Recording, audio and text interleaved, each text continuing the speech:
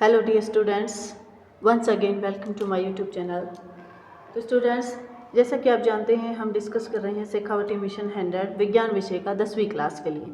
तो आज हम चैप्टर 3 धातु एवं अधातु को डिस्कस करने वाले हैं। जो मोस्ट इंपॉर्टेंट क्वेश्चन है, मोस्ट एक्सपेक्टेड क्वेश्चन जो एग्जाम में आने की संभावना है।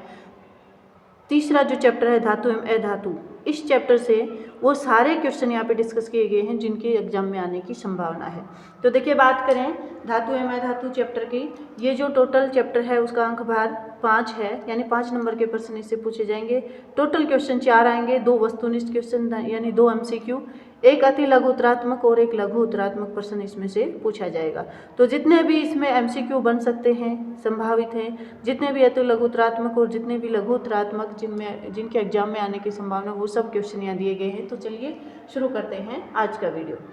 तो सबसे पहले वस्तुनिष्ठ प्रश्न है। पहला प्रश्न है, वायु में लंबे समय तक उद्भावन से सिल्वर की वस्तुएं काली हो जाती हैं। उद्भावन का मतलब एक्सपोज किया जाए, जब हवा के साथ उनको रखा जाए काफ़ी लंबे समय तक, सिल्वर मतलब चांदी की वस्तुओं को काफ़ी लंबे समय तक हवा में रखते हैं तो वो काली हो जाती हैं। किस कारण होती हैं?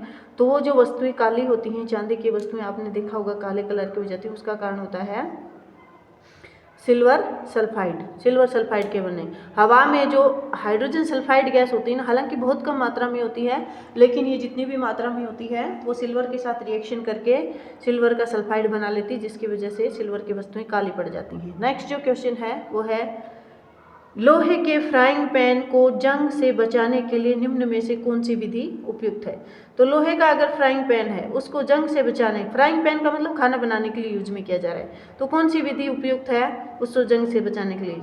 जिंक की परत चढ़ाकर, पेंट लगाकर, ग्रीस लगाकर उपयुक्त होगी। देखिए, ग्रीस लगाकर के भी जंग लगने से बचाया जा सकता है, पेंट लगाकर भी, लेकिन क्योंकि फ्राइंग पैन का उपयोग हम खाना बनाने के लिए करते हैं तो वहाँ पेंट लगाना या ग्रीस लगाना समझदारी नहीं होगी, इससे अपना खाना खराब हो सकता है। तो क्या आएगा आंसर? जिंक की परत चढ़ाकर। ये जो प्रश्न है ये माध्यमिक शिक्षा बोर्ड मॉडल पेपर 2024-25 में दिया गया क्वेश्चन है। नेक्स्ट देखिए, स्टेनलेस स्टील में आयरन को किसके साथ मिश्रित किया जाता है? स्टेनलेस स्टील क्या है? एक मिश्र धातु है। इसमें कौन कौन सी धातुएं होती हैं? एक तो होती है आयरन, लोहा होता है, और साथ में कौन सी धातुएं होती हैं? इसमें साथ में होती है निकल और क्रोमियम। स्टेनलेस स्टील क्या होती है? साथ में जो धातु होती हैं, एक लोहा होता है, निकल होती है और क्रोमियम धातु को मिला करके स्टेनलेस स्टील जो मिश्र धातु उसको बनाया जाता है। अगला जो प्रश्न है, प्रश्न संख्या 4, वो आपको दिया है, फास्फोरस परमाणु में M कोष में उपस्थित इलेक्ट्रॉनों की संख्या। देखिए, M कोष कौन सा होता है? K से स्टार्ट होते हैं, KLM, M तीसरा कोष है। फास्फोरस में अगर हम देखें उसका परमाणु क्रमांक होता है 15। उसका अगर हम इलेक्ट्रॉनिक कॉन्फ़िगरेशन देखें, इलेक्ट्रॉन विन्यास देखें तो देखिए K शेल में 2 ही इलेक्ट्रॉन आ सकते हैं। उसके बाद दूसरा जो कोष है उसके अंदर 8 इलेक्ट्रॉन, 8 और 2 10, और तीसरा जो M कोष है उसके अंदर कितने आए? 5 इलेक्ट्रॉन इसके अंदर आते हैं। तो इसका आंसर क्या हो जाएगा? 5 हो जाएगा। ये माध्यमिक शिक्षा बोर्ड का जो है 2025 में पूछा गया क्वेश्चन है ये। अगला प्रश्न देखिए, प्रश्न संख्या 5, परमाणु के किसी कोष में इलेक्ट्रॉन की अधिकतम संख्या ज्ञात करने का सूत्र। तो परमाणु का कोई भी कोष है उसमें ज़्यादा से ज़्यादा कितने इलेक्ट्रॉन आ सकते हैं? तो उसके लिए सूत्र होता है 2n², जहाँ पे n क्या है? कोष की संख्या होती है। पहला कोष है कि दूसरा है, तीसरा है। मान लो m कोष है तो m के अंदर क्या आ जाएगा? m में n बराबर 3 आ जाएगा, तो 3 3 9 9 दूनी 18, यानी तीसरे कोष में ज़्यादा से ज़्यादा 18 इलेक्ट्रॉन रखे जा सकते हैं। तो ये सूत्र कौन सा होता है? 2n², जहाँ पे n क्या है? कोष की संख्या। तो क्या आ जाएगा? 2n², इसका आंसर आ जाएगा। नेक्स्ट क्वेश्चन है, प्रश्न संख्या 6, 2 या 2 से अधिक धातुओं के किस तरह के मिश्रण को मिश्र धातु कहा जाता है? ये तो हम जानते हैं कि 2 या 2 से अधिक धातुओं का जो मिश्रण होता है उसको मिश्र धातु होते हैं। मिश्रण किस तरह का होता है? विसंगामी, संगामी। ये क्या होता है? संगामी मिश्रण होता है, समांगी मिश्रण होता है। इसका मतलब क्या होता है? इसके अवयवों को अलग अलग नहीं कर सकते हम। जैसे हमने स्टेनलेस स्टील बनाई तो उसमें हमने लिया लोहा, निकल और क्रोमियम। अब उसमें लोहा, निकल और क्रोमियम तीनों अलग अलग नहीं दिखने चाहिए, उसके जो अवयव हैं, घटक हैं, वो अलग अलग जिसमें दिखाई नहीं देते, ऐसे मिश्रण को हम समांगी मिश्रण कहते हैं। तो क्या आ जाएगा? समांगी मिश्रण। अगला प्रश्न है, प्रश्न संख्या 7, कोई धातु ऑक्सीजन के साथ अभिक्रिया कर उच्च गलनांक वाला यौगिक निर्मित करती है, यह यौगिक जल में विलय है, यह तत्व क्या हो सकता है? ये माध्यमिक शिक्षा बोर्ड मॉडल पेपर 2025-26 में दिया गया क्वेश्चन है। देखिए क्या है, कोई धातु है वो ऑक्सीजन के साथ अभिक्रिया करके उच्च गलनांक वाला एक यौगिक बनाती है और वो जल में विलय है, ऑप्शन देखिए, यहाँ पे सिलिकॉन दिया है, कार्बन दिया है, लोहा दिया है। तो सिलिकॉन, कार्बन और लोहा के जो यौगिक बनेंगे जल के साथ, ऑक्सीजन के साथ, वो जल में घुलनशील नहीं है। इसका क्या आंसर आएगा? इसका कैल्शियम आएगा। ठीक है, क्या बन जाएगा? कैल्शियम। जहाँ यहाँ पे कैल्शियम का जो ऑक्साइड बनता है वो इसका आंसर, तो क्या आ जाएगा? कैल्शियम इसका आंसर आ जाएगा। नेक्स्ट देखिए, धातुओं में अभिक्रियाशीलता के आधार पर सबसे अधिक अभिक्रियाशील धातु कौन सी है? तो अभिक्रियाशीलता के आधार पर हम देखें तो सोडियम और पोटेशियम सबसे ज़्यादा अभिक्रियाशील होती है, तो यहाँ पे पोटेशियम ऑप्शन है, ये आंसर सही रहेगा। अगला देखिए, सबसे अधिक तन्य धातु। तन्य का मतलब होता है धातुओं को पीट करके उनसे लंबे तार बनाना। ठीक है, उनके लंबे लंबे तार बनाने की जो गुण होता है उसको तन्यता कहते हैं। तो सबसे अधिक तन्य धातु सोना होती है। इतनी तन्य होती है कि सोना को जो 1 ग्राम है उससे हम 2 किलोमीटर लंबा तार बना सकते हैं। इतनी तन्य होती है सोना। तो सबसे ज़्यादा तन्य धातु कौन सी होती है? सोना होती है। अगला प्रश्न देखिए, अधातु ऑक्साइड की प्रकृति कैसी होती है? तो अधातुओं की जो ऑक्साइड होती है उनकी प्रकृति अम्लीय होती है, जबकि धातुओं के ऑक्साइड की प्रकृति क्षारीय होती है।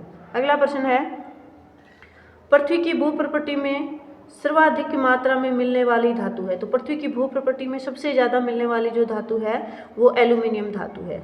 स्टूडेंट्स को दिक्कत होती है कि हमें नोट्स मिल नहीं रहे हैं। शेखावटी मिशन 100 के जो नोट्स हैं वो हम कहाँ से प्राप्त करें? तो उसके लिए मैंने एक शॉर्ट वीडियो भी बनाई है, वहाँ से देख करके आप अपने मोबाइल फ़ोन में या टैबलेट में या फिर आपका जो कंप्यूटर है उसमें आप डाउनलोड कर सकते हो। अगर वहाँ से नहीं कर पा रहे तो हर एक चैप्टर के नोट्स मैंने हर एक वीडियो के डिस्क्रिप्शन बॉक्स में डाला है, तो आप डिस्क्रिप्शन बॉक्स में जा करके हर एक चैप्टर के नोट्स वहाँ से भी प्राप्त कर सकते हैं। अगला जो प्रश्न है वो है प्रश्न संख्या 12। क्या है प्रश्न संख्या 12?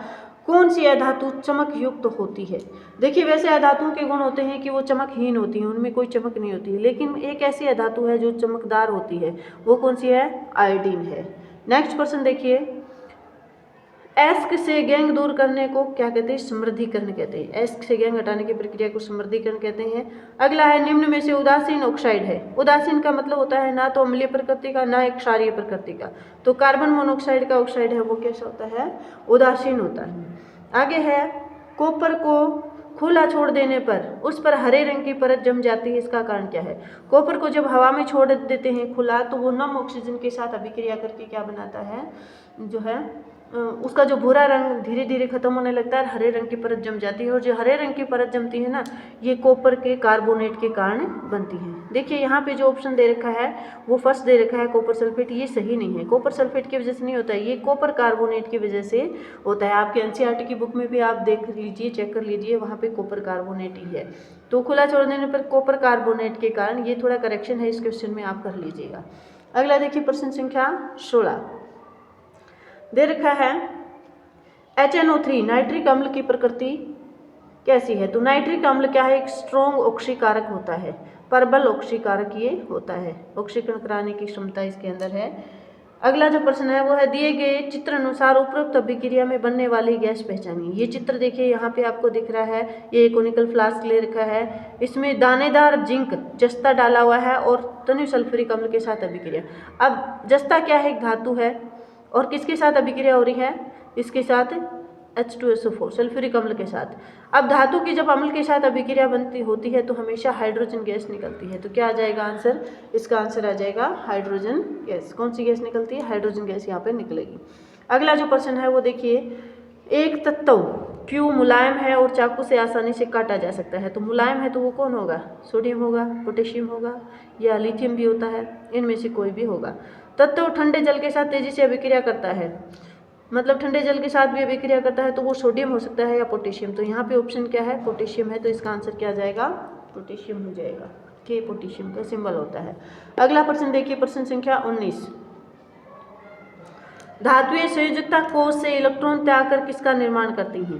अब धातुएं संयोजकता कोष से इलेक्ट्रॉन त्याग रही हैं, क्या कर रही हैं? त्याग कर रही हैं। इलेक्ट्रॉन त्यागेंगी, इसका मतलब नेगेटिव जो चार्ज है, ऋणात्मक जो चार्ज है उसका त्याग करेंगे। ऋणात्मक चार्ज का त्याग करेंगी तो धन आवेश उसके ऊपर ज़्यादा हो जाएगा, तो कैसा बनाएगा? वो धन आयन वहाँ पे बनाएंगे। अगला जो प्रश्न है वो देखिए, किस धातु को चाकू से नहीं काटा जा सकता? तो देखिए, लिथियम को काटा जा सकता है, सोडियम को, पोटेशियम को, जिंक धातु को चाकू से नहीं काटा जा सकता है। अगला जो प्रश्न है वो है, धातु ऑक्साइड की प्रकृति कैसी होती है? तो धातु के जो ऑक्साइड होते हैं उनकी प्रकृति क्षारकीय होती है। प्रश्न संख्या 22 देखते हैं। यहाँ पे जितने भी संभावित एमसीक्यू, क्योंकि 2 वस्तुनिष्ठ क्वेश्चन इस पार्ट से आने वाले हैं, तो जो भी संभव है परीक्षा में आ सकते हैं वो सब यहाँ पे मोस्ट इंपॉर्टेंट क्वेश्चन दिए गए हैं। अगर इनको आप डिटेल में पढ़ लेते हो तो एग्जाम में आपके मार्क्स कटने की संभावना ना के बराबर रहती है, बशर्ते कि आप उनको ढंग से पढ़ें। ऐसा नहीं कि मैम ने कहा तो चलो हमारे मार्क्स आ जाएंगे, उनको ढंग से पढ़िए। आप उनको ढंग से पढ़ने का मतलब समझिए, कहीं पर दिक्कत आ रही है तो कॉमेंट कर सकते हैं आप। अगला प्रश्न देखिए, किसी धातु X को वायु की उपस्थिति में गर्म किया जाता है तो ऑक्सीजन के साथ मिलकर काले रंग का धात्विक सेकंड ऑक्साइड बनता है, तो धातु X क्या है? देखिए धातु का सेकंड ऑक्साइड बनता है, तो ये क्या है? कॉपर है। क्या है ये? कॉपर है। कॉपर को वायु की उपस्थिति में गर्म करेंगे तो CuO, कॉपर का ऑक्साइड जो बनता है वो काले रंग का बनता है। अगला प्रश्न दे रखा है, प्रश्न संख्या 23, धातु अम्ल के साथ अभिक्रिया करके कौन सी गैस बनाते हैं? धातु की जब अम्ल के साथ अभिक्रिया करेंगे तो हमेशा हाइड्रोजन गैस बनती है। ये बहुत बार आ चुका क्वेश्चन है, अलग अलग तरीके से दिया जाता है। अगला प्रश्न है, सिनेबार किस धातु का एस्क है? तो सिनेबार जो है वो मरकरी का एस्क होता है, Hg। पारा का हो, Hg का हो, मरकरी। सिनेबार जो है मरकरी का, पारे का जो है एस्क होता है। अगला जो प्रश्न है, प्रश्न संख्या 25 दे रखा है, निम्न में से मिश्र धातु या मिश्र धातु है? तो देखिए पीतल, कांसा, सोल्डर, ये सारे ही मिश्र धातु के उदाहरण हैं। नेक्स्ट प्रश्न देखिए, प्रश्न संख्या 26, खाद्य पदार्थों के डब्बों पर जिंक की बजाय टीन का लेप होता है, क्यों? जिंक की बजाय टीन का लेप करते हैं, इसका कारण क्या है? तो इसका कारण क्या है कि भी टीन है ना वो कम अभिक्रियाशील है, ठीक है, और जिंक है वो ज़्यादा अभिक्रियाशील है। कम अभिक्रियाशील होगा तो जो भी हम अनाज उसके अंदर डाल रहे हैं या खाद्य पदार्थ डाल रहे हैं उसका टीन के साथ अभिक्रिया नहीं होगी और वो काफ़ी दिन तक फ्रेश रहेगा, खराब नहीं होगा। तो क्या कारण हो जाएगा? टीन की अपेक्षा जिंक अधिक अभिक्रियाशील है, यानी टीन है वो कम अभिक्रियाशील है, जिंक ज़्यादा अभिक्रियाशील है, इसलिए टीन की परत चढ़ाई जाती है। तो जितने भी यहाँ पे एमसीक्यू बन रहे थे इस चैप्टर से वो सारे हमने डिस्कस कर लिए हैं। नेक्स्ट है अति लघु उत्तरात्मक प्रश्न, उसको हम एक और नेक्स्ट वीडियो में डिस्कस करने वाले हैं। तो स्टूडेंट्स आपको मैं फिर से बता दूं शेखावाटी मिशन 100 के बारे में आप पीछे के क्वेश्चन पेपर उठा करके देख सकते हैं। हर बार शेखावाटी मिशन 100 ये एक ग्रुप है बहुत सारे टीचर्स का, जिसमें प्राइवेट टीचर्स, गवर्नमेंट स्कूलों के टीचर्स सब मिल करके ये नोट्स बनाते हैं। जो भी मोस्ट इंपॉर्टेंट क्वेश्चन हर चैप्टर के हैं वो यहाँ पे दिए गए हैं, बिल्कुल ब्लूप्रिंट के हिसाब से दिए गए हैं। तो ये क्या है? ये एक तरीका है कि किस तरह से आप एग्जाम की प्रिपरेशन कर सकते हैं। यहाँ से अगर आप पढ़ाई करते हैं तो यकीनन आपके बहुत अच्छे मार्क्स आने वाले हैं। तो मिलते हैं एक और नए वीडियो में। आज के वीडियो में यहीं तक डिस्कस करेंगे, तब तक के लिए खुश रहिए, पढ़ते रहिए।